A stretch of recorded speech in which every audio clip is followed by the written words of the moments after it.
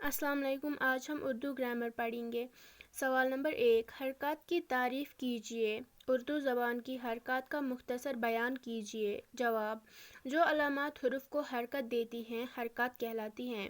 اردو زبان میں مندرجہ ذیل حرکات مشتمل ہیں: زبر، زیر، پیش، مد، تنوین۔ سوال نمبر 2، لفظ کسے کہتے ہیں؟ اس کی قسمیں بیان کیجیے۔ جواب: حرف تہجی کا وہ جوڑ جو کسی چیز، خیال، صفت یا فعل کو ظاہر کرے لفظ کہلاتا ہے۔ مثلاً کتاب، عورت، وہم، اچھا وغیرہ۔ لفظ کی 2 قسمیں ہیں: کلمہ، جس لفظ کا کوئی معنی ہو وہ کلمہ کہلاتا ہے، مثلاً کتاب، دلہن، پانی وغیرہ۔ 2، مہمل، بے معنی لفظ کو مہمل کہتے ہیں، مثلاً وطاب، ولہن، وانی وغیرہ۔ سوال نمبر 3، کلمہ کی تعریف کیجیے اور اس کی قسموں کو بیان کیجیے۔ جواب: بامعنی لفظ کو کلمہ کہتے ہیں۔ کلمہ کی 6 قسمیں ہیں: اسم، ضمیر، صفت، فعل، حرف، متعلق فعل۔ اسم، کسی چیز، خیال، جگہ یا شخص کے نام کو اسم کہتے ہیں، مثلاً قلم، مدثر، زمانہ، پہلگام وغیرہ۔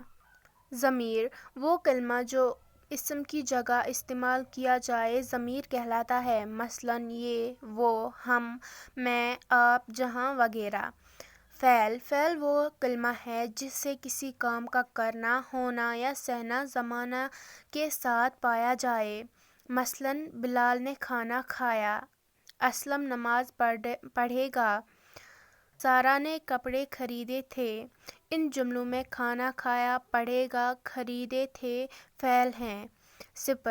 صفت وہ کلمہ ہے جس سے کسی چیز کی بلائی، برائی یا کوئی اور خوبی ظاہر ہو، مثلاً کوا پیاسا تھا، جھوٹ بولنا بری عادت ہے۔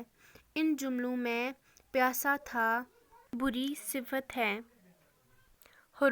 حرف وہ کلمہ ہے جو نہ اسم ہو، نہ فعل، نہ ضمیر، نہ متعلق فعل، نہ صفت، بلکہ دوسرے کلمات کو ملانے کے کام آتا ہے، مثلاً اللہ نے ہم کو پیدا کیا ہے، ہم سب اللہ کی عبادت کرتے ہیں، اکرم اور احمد اسکول جا رہے تھے وغیرہ۔ ان جملوں میں کو، کی اور الفاظ حروف کہلاتے ہیں۔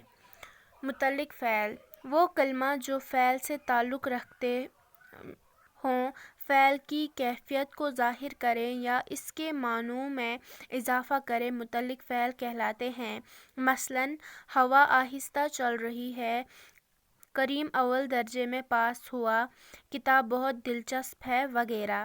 ان جملوں میں آہستہ، اول درجہ اور بہت دلچسپ متعلق فعل ہیں۔